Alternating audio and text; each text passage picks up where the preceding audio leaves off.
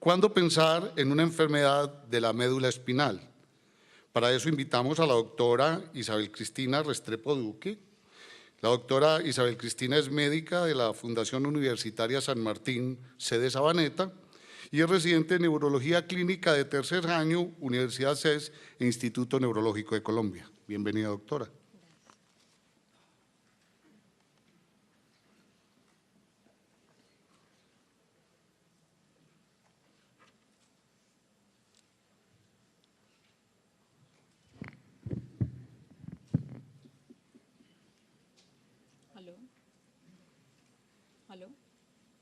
¿Aló?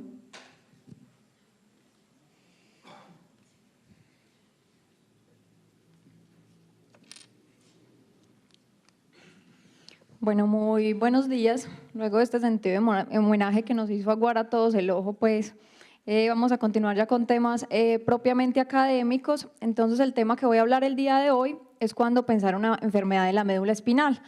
Y más que centrarnos en las distintas etiologías de esta enfermedad, es poder enfocar cuándo el paciente está padeciendo una enfermedad de este órgano y de acuerdo a eso, qué pensar de acuerdo a la forma de presentación, a la edad de presentación, a los síntomas que acompañan esas manifestaciones para poder llegar pues como a un diagnóstico claro en los pacientes. Entonces, para poder hablar de las enfermedades de la médula espinal, pues tenemos que recordar un poco de la anatomía y la función que esta tiene. Y empezaremos entonces diciendo que la médula espinal es un cordón largo que mide aproximadamente 40 centímetros, se extiende desde el foramen magno en la unión con el bulbo y baja aproximadamente hasta L1, el espacio intervertebral L1, donde se ubica el cono medular. Básicamente, ¿cuál es su función? Su función es conectar el cerebro con los nervios para así llegar a tener efecto a nivel de algunos órganos. ¿Y cómo logra hacer esto? Lo logra a través de unos tractos que son ascendentes y unos tractos que son descendentes, que vamos ahorita a ver cómo se componen y qué importancia tienen. Cuando uno hace un corte transversal de la médula, entonces se encuentra que la médula espinal tiene una forma cilíndrica y se compone de una sustancia gris y una sustancia blanca. La sustancia gris entonces está en la parte central, tiene una forma de H y es allí donde están contenidos los cuerpos de las neuronas. Y en la parte periférica es donde encontramos la sustancia blanca, que se compone básicamente de 3 columnas: las columnas anteriores, las columnas laterales y las columnas posteriores. En cuanto a la sustancia gris, entonces recordemos que por el asta posterior es por donde llegan las distintas vías eferentes, y es allí donde llegan los nervios que pasan a través del ganglio de la raíz dorsal. Y finalmente el asta anterior, que es por donde salen los distintos estímulos, específicamente el sistema motor, y va también a nivel de un nervio periférico. ¿Cuál es la importancia que ella tiene? Pues gracias a la médula espinal entonces podemos movernos, podemos saltar, podemos utilizar todo nuestro sistema motor. Tenemos también la capacidad de sentir tanto dolor como temperatura, como presión. Se encuentra ya alojado el control de los esfínteres, el cual es importante y es una de las cosas que nos tiene que hacer pensar que el paciente está sufriendo una enfermedad de este órgano. Y tenemos también parte del control del sistema autónomo, básicamente del sistema nervioso simpático. Pero ¿cómo funciona entonces esto? Si uno trata de hacer un recordatorio anatomofuncional de todos esos tractos que suben y bajan a través de ella, entonces se encuentra que son bastantes, que uno se complicaría bastante la vida. Y digamos que los que están al lado izquierdo de Homero no nos van a interesar mucho en ese momento porque son vías extrapiramidales que si vamos al fondo del examen, pues no nos van a ayudar mucho a localizar dónde puede estar la lesión. Es por eso que nos vamos a olvidar de estos de la izquierda y nos vamos a quedar con los otros 4 tractos y vamos a ver cómo se comporta entonces a nivel fisiológico. Entonces, inicialmente tenemos el tracto corticoespinal. Recordemos que esta es la vía motora. La vía motora nace a nivel del área motora primaria, en el lóbulo frontal.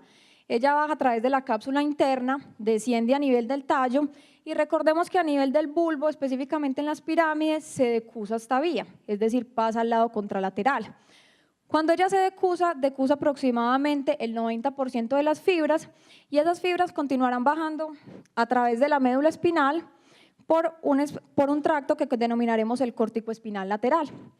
Mientras que hay unas pocas fibras que no se van a decusar, que son aproximadamente el 10%, esas fibras continuarán viajando ipsolateral a donde habían salido a nivel de corteza y formarán el tracto corticoespinal anterior. ¿Cuál es la diferencia de estos dos tractos? Definitivamente tiene más importancia el tracto lateral, pero digamos que el anterior va a dar algo de la parte motora a la musculatura proximal y al cuello. Pero básicamente nos debemos centrar en el tracto corticoespinal lateral. En cuanto al sistema sensitivo, entonces recordemos que hay una sensibilidad que se divide en superficial y otra en profunda. La superficial nos habla de dolor, temperatura, tacto y presión. Y esta vía entonces ingresa a través del ganglio de la raíz dorsal, pasa a nivel del nervio periférico y entra por el asta posterior. ¿Qué es importante saber de esta vía? Que esta vía inmediatamente ingresa a la médula, entonces se decusa, es decir, pasa al lado contralateral y sube inmediatamente por ahí a nivel del tallo, llega al tálamo y finalmente al área primaria sensitiva. ¿Por qué es importante? Porque entonces todo lo que suceda en la médula nos dará una clínica contralateral al lugar donde esté la lesión. Después continuamos entonces con los cordones posteriores. Los cordones posteriores entonces tienen casi el mismo trayecto, solo que ellos suben a través de los cordones de la parte más posterior de la médula, que está compuesta por el fascículo gracilis y cuneatus, pero a diferencia del tracto espinotalámico lateral, o el que estábamos hablando ahorita que es superficial, él no se va a decusar sino hasta que llega a nivel del bulbo, y cuando llega al bulbo se decusa y sube al lado contralateral de la corteza. Es por eso que todo lo que sucede a nivel de la médula que tenga que ver con cordones posteriores, pues será ipsolateral al lugar donde esté el daño. Y finalmente, entonces, recordar el sistema nervioso autónomo. Recuerden que ahorita les dije que tiene control a nivel del sistema nervioso simpático y básicamente se conoce entonces el simpático como un sistema nervioso que es toracolumbar. Entonces se compone en esta zona de unas astas que son las astas intermediolaterales. Vimos que en las imágenes anteriores era solo una forma de H, pero vemos que acá se asoman unas astas intermediolaterales que contienen las neuronas preganglionares simpáticas. Es por eso que allí está el control de este sistema. Y finalmente, pues los esfínteres, ni siquiera yo a veces entendería muy bien cómo funcionan, porque recordemos que tiene un control central, que es suprapontino, tiene un control a nivel del sistema nervioso simpático, parasimpático, también a nivel de tracto urinario inferior y superior, pero que es importante saber que cuando estamos frente a una enfermedad de la médula espinal, siempre hay que pensar en esfínteres, siempre hay que preguntarlo, porque el paciente pudiera tener o una retención urinaria, o podría tener una incontinencia, o viceversa, puede tenerlo a nivel del tracto gastrointestinal. Entonces, para poder entender cómo es la patología de la médula espinal, entonces hay que tener claras unas definiciones. Entonces, lo primero es saber que la mielopatía se refiere a cualquier enfermedad de la médula espinal, no necesariamente algo que sea de tipo inflamatorio, porque cuando hablamos de algo de tipo inflamatorio, entonces estaríamos hablando del término de mielitis. ¿Qué es la mielitis? Es la inflamación, y hay dos cosas que nos definen inflamación en la médula. Que encontremos a nivel de la resonancia, realce con el gadolinio, o que encontremos pleocitosis cuando examinamos un líquido cefalorraquídeo. Y finalmente, recordar el término de transversa. El transverso hace alusión a que haya un compromiso bilateral, es decir, de ambos lados de la médula. ¿Y por qué nos sirve? Porque es quizás la que nos ayuda a localizar más fácilmente un nivel sensitivo y a orientar una patología de la médula espinal. Recordar que una mielitis aproximadamente tiene un periodo en el cual se presenta que va entre 4 horas a 21 días, es decir, que puede presentarse tan rápido el paciente como 4 horas, especialmente cuando estamos frente a eventos que son de tipo vascular, o podría demorarse tanto como en una enfermedad neoplásica donde la compresión demora, donde la clínica de pronto no es tan florida desde el inicio. Entonces, ¿cuál es el impacto que esto tiene? Esta es una referencia viejita, pero digamos que es como lo que más se ha tratado de estudiar y donde están como más claros los datos. Y nos dicen entonces que se presentan entre 1 a 4 casos por 1 millón de habitantes por año y tiene 2 picos importantes de presentación. Entonces los picos son entre 10 a 19 años y 30 a 39 años y eso es importante porque entonces la mayoría de los pacientes estarán en una etapa de edad productiva en donde puede ser importante porque la morbilidad y la mortalidad es bastante alta, pensando que estos pacientes no van a quedar sirviendo para nada más pues por su alta tasa de discapacidad. Miren, a pesar de que uno haga todos los esfuerzos por encontrar, haga resonancia, haga punción lumbar, trate de indagar un poco los antecedentes, pues hasta el 30% de esos pacientes tendrán una mielopatía que es idiopática y habrá que vigilarlos en el transcurso del tiempo. 50% de ellos presentaron una infección previa, es por eso que siempre se deben de interrogar los síntomas generales, si el paciente ha tenido fiebre, ha tenido pérdida de peso o algo que nos orienten a que la etiología sea infecciosa. Y miren el impacto que tiene, puede llegar a una mortalidad hasta el del 9%, un ingreso a UCI del 6% y hasta 60% pueden presentar secuelas. Entonces recuerden que son pacientes que están en una etapa productiva y con secuelas grandes para su vida. Miren cómo es la presentación, entonces uno siempre se enfoca en la parte motora, no, es que el paciente tuvo pérdida de la fuerza muscular y llegamos hasta ahí, pero no interrogamos nada más. El compromiso motor se ha estimado que puede estar hasta solo en el 50% de los pacientes, pero miren lo que pasa cuando uno identifica la parte sensitiva, hasta el 90% de ellos pueden tenerla afectada, es decir, que por eso siempre hay que evaluarla, y hasta 100% van a tener una disfunción autonómica que muchas veces no nos preguntamos, no nos enfocamos en los signos vitales, entonces ahí está la importancia de ver la presión arterial, ver cómo está la frecuencia cardíaca, ver cómo está ese paciente. Se han identificado unos factores de mal pronóstico y entre ellos está que el paciente inicie con un dolor lumbar severo, que el paciente tenga una progresión rápida durante las primeras 72 horas, es decir, que ese paciente de 72 horas ya esté completamente pléjico, que esté anestésico, entonces eso tiene que alertarnos bastante. Y en cuanto al NADIR, miren que ahorita les dije, tiene un plazo muy amplio de presentación, pero más o menos se da a la semana, o sea que a la semana aproximadamente podría llegar a consultar nuestros pacientes. ¿Qué es importante? Estos dos exámenes, la resonancia del líquido cefalorraquídeo, porque la mayoría de las veces va a estar alterada. Posiblemente en 30% no lleguemos a la etiología porque vimos que es idiopática, pero siempre debemos estudiar estas dos cosas. Entonces, ¿cómo es la forma de presentación? ¿Cómo llegan estos pacientes? Pues esta podría ser la historia típica, recordemos que lo que se presenta más comúnmente es lo que siempre hay que sospechar.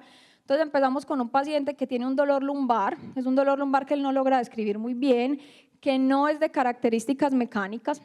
Posteriormente se acompaña con una incomodidad a nivel de las piernas, el paciente puede tener disestesias o puede tener parestesias. Evoluciona ya a tener algo de paresia, que esa paresia recuerden que puede evolucionar a una plejía.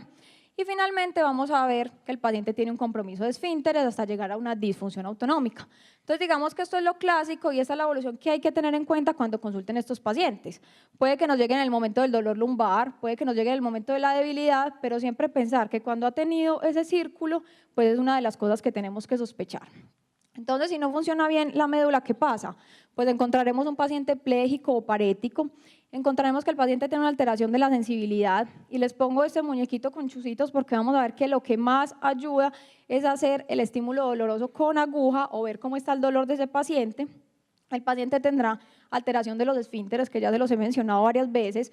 Podremos encontrar un paciente con una retención urinaria y si de pronto le tomamos los signos vitales de forma concienzuda, entonces podremos ver que el paciente tiene una disfunción simpática, estará con un predominio parasimpático, entonces estará hipotenso, estará bradicárdico y eso es lo que llevará al paciente a la muerte y a la UCI. Entonces, ¿cómo hace uno para localizar dónde está la lesión? Pues recordemos que hay unos dermatomas, yo creo que eso no lo sabemos completamente ni los neurólogos, pero uno trata de ubicarse en las áreas que son más importantes y con eso tratar de definir un nivel y ver si está frente a un paciente con enfermedad de la médula espinal. Entonces, saber que a nivel del cuello aproximadamente es T3, a nivel de las mamas tenemos que es T4, a nivel del ombligo tenemos que es T10, a nivel de la ingle tenemos que es L1 y a nivel del pie pues estará tanto S1 como L5, pero no importa, ustedes cuando examinen al paciente pues todos tenemos internet, todos tenemos smartphone, entonces uno se mete, busca el dermatoma y sabe más o menos dónde puede localizar la lesión del paciente. ¿Qué más nos va a ayudar entonces en la evaluación? Ver la evaluación de la fuerza muscular. Yo no les voy a decir cómo se evalúa, simplemente recuerden que es por segmentos y eso también nos va a ayudar a localizar qué es lo que tiene afectado a este paciente y lo que les dije ahorita, que es lo que nos va a dar la clave, la sensibilidad. Entonces hay como tres cosas grandes. Uno, evaluar la sensibilidad dolorosa, más que la táctil, porque la táctil finalmente también va a viajar a nivel de cordones posteriores. Entonces evaluemos la sensibilidad dolorosa. ¿Cómo lo hacemos? Con algo que sea puntudo o chuzudo, y pues muchas veces uno no tiene ese instrumento, entonces una opción es partir un bajalenguas en el servicio de urgencias, luego lo parte a la mitad y miren que ahí tiene una puntica con la cual puede examinar el paciente. ¿Cómo se hace? Se compara lado a lado cómo está la sensibilidad dolorosa para ese paciente. Lo otro que nos va a ayudar entonces, aparte del dolor, es la temperatura.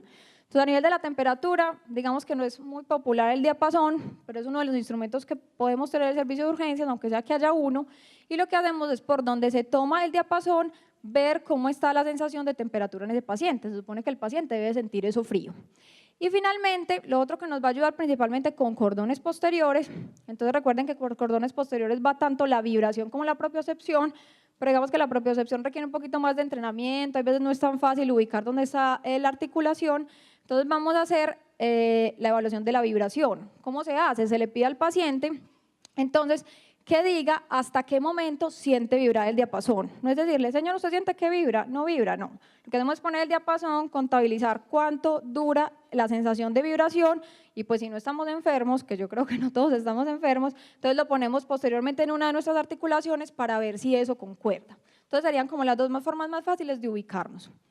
Entonces, ¿cómo uno hace la correlación de la función, de la anatomía y de la clínica que le da al paciente? Entonces estamos hablando del tracto corticoespinal, acuérdense que les dije que eso era ipsilateral, entonces el paciente tendrá esto, un cuadro típico de neurona motora superior, habrá paresia o plejía de extremidades, encontraremos una respuesta plantar que es extensora o un Babinski, y le señalo hiperreflexia, porque si el paciente tiene un shock medular, posiblemente ese no sea el hallazgo que tengamos, sino que el paciente va a tener una completa abolición de reflejos y allí lo que habrá será una hiporreflexia. Evaluaremos entonces el tracto corticoespinotalámico y acuérdense que les dije que eso se decusa inmediatamente, entra a la médula, por eso la clínica a nivel de esto será contralateral y esto es lo que tenemos, dolor y temperatura alteradas, que ya les dije cómo la podíamos evaluar. Luego seguimos con los cordones posteriores, acuérdense que también hay alteraciones ipsolateral porque eso se decusa más arriba a nivel del tallo y lo que más nos ayuda ahí entonces es tratar de ver cómo está la vibración. Y finalmente, ver qué pasa con las astas intermediolaterales, que eso nos dará entonces compromiso de esfínteres, que ya les hablé, y shock medular, porque acuérdense que el simpático está fundido, no funciona, el parasimpático es el que está mandando, entonces el paciente puede estar en shock. Entonces, finalmente, todo lo que nos dé alteraciones cruzadas, que en este lado siento así, en el otro es lo motor, pues que nos haga pensar entonces de una enfermedad de la médula espinal.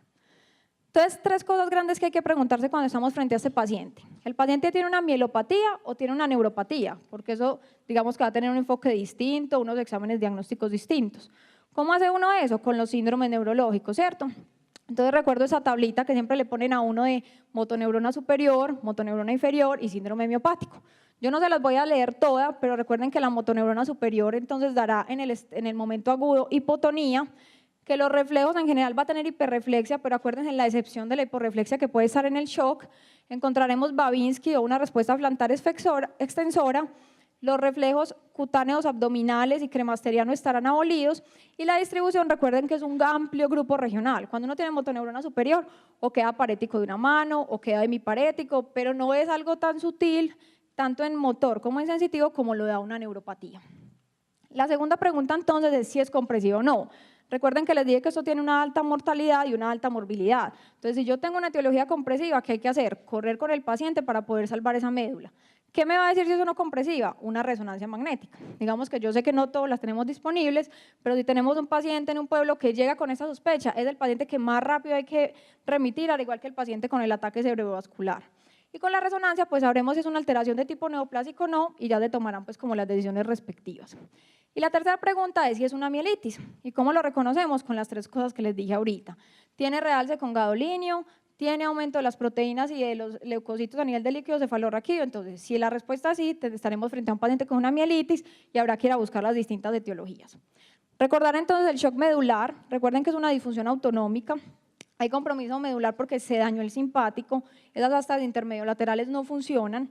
Entonces el paciente, aparte de tener su clínica motora sensitiva, no va a tener reflejos, acuérdense que ahí no sería hiperreflexia, va a tener compromiso de esfínteres muy severa, entonces puede tener retención, incontinencia urinaria, incontinencia fecal, y finalmente hay una disfunción vasomotora y de termorregulación que es la que va a matar al paciente. Pues el paciente está chocado, está hipotenso y usted no se da cuenta, pues posiblemente eso sea lo que lo lleve a la UCI y lo que le dé la mortalidad alta. Entonces, recordemos como los síndromes grandes medulares que nos van a ayudar un poquito a enfocar la clínica. Entonces tenemos la lesión medular completa o transversa. Este es el compromiso bilateral que les dije desde el inicio. Y pues si todo esto está dañado de aquí para abajo, entonces el compromiso será motor, sensitivo bilateral, pero además el paciente posiblemente tenga disfunción autonómica y compromiso de esfínteres. Digamos que esta es la forma más florida y es la que no se nos puede pasar. En segundo tenemos la hemisección medular o lo que se conoce como el síndrome de Brown-Séquard y digamos que esta es la típica alteración cruzada que a uno siempre le enseñan. Entonces el paciente en el lado de la alteración tendrá una paresia o una plejía, ¿cierto? Y tendrá un déficit de propiocepción y vibración porque recuerden que eso es ipsolateral. Pero en el lado contralateral de la lesión, como acuerden que esa vía se decusó desde que entró, tendrá un déficit de dolor y temperatura. Entonces es el típico que hay que pensar, tiene una alteración cruzada, puede ser la médula espinal. Los cordones posteriores, entonces recuerden que por ahí va la vibración, entonces el paciente tendrá vibración y propiocepción alteradas y tiene lo que se conoce como una ataxia sensitiva, que es el paciente no siente bien el piso, entonces si usted le apaga la luz, el paciente no tiene sensibilidad, se va a ir para un lado o se va a caer y fuera de eso tiene que pisar duro el piso para ver lo que está sintiendo, para tratar de sentir. Fuera de eso tiene un romper positivo, acuérdense que el romper es de cordones posteriores, no de cerebelo, no de nada más. ¿Cuál es la etiología de esto? Entonces siempre pensar en vitamina B12, cobre, zinc y en el famoso tabes dorsal por sífilis, que aunque uno cree que es extraño, pues todavía hay veces lo vemos. Después continuamos con el síndrome medular anterior. Entonces básicamente esto es muy vascular, acuérdense que la arteria espinal anterior, que es rama de la subclavia, viene aquí en la parte anterior de la médula. Entonces si tenemos compromiso en esto, pues lo más importante es que habrá una para o cuadriparesia por ese tracto espinotal, por ese tracto córtico-espinal, pero además habrá un déficit de dolor y temperatura, porque acuérdense que por acá venía el espinotalámico lateral y por acá el espinotalámico anterior. Entonces esa es la clínica que tendrá, pero como les digo es más vascular y por lo general es más súbito. Y por último, el síndrome centromedular. Ustedes se preguntarán por qué pongo a la señora volteando arepas, pero es como lo típico. La paciente que llega a consulta y dice, doctora, es que yo volteo las arepas y no me quemo, o hasta la taja de maduro, pues. Entonces voltea la arepa, no se quema y a ella le parece eso muy raro, ¿cierto? ¿Qué es lo que pasa? Que la paciente tiene una alteración a nivel de la médula en su parte central, donde se acusa la vía del dolor y la temperatura, entonces tiene esta distribución, el paciente no siente bien acá, y cuando ese daño en la mitad empieza a ser más anterior, pues el compromiso también será motor por compromiso de los tractos corticoespinales. Entonces, unas imágenes como para tratar de ver. El doctor Asensio me va a matar pues con esas imágenes tan feas, no se parecen a las de él, pero entonces esta es la típica mielitis transversa, además de que es longitudinalmente extensa, pues es transversa, miren que compromete toda la superficie de la médula. Aquí tenemos una alteración EMI o un síndrome de Brown-Séquard, miren que la mitad de la médula está completamente comprometida. Aquí tenemos la típica imagen que se ven en los cordones posteriores, dos rayitas en la parte de atrás. Y aquí tenemos un síndrome espinal anterior en una paciente con un síndrome antifosfolípidos que hace un evento trombótico. Entonces, ¿cómo enfoca uno las etiologías? Pues tiene que tratar de hacerse unas preguntas fundamentales que lo van a llevar a pensar si es infeccioso, si es neoplásico, si es algo inflamatorio autoinmune, si es traumático o si es vascular. Entonces, ¿qué le da a uno eso? La edad de presentación. Usted tiene una mujer joven que está entre los 15 y los 35 años más o menos, pues no piense cosas raras, obviamente tenga abierta la mente, pero puede ser más fácil una enfermedad desmielinizante.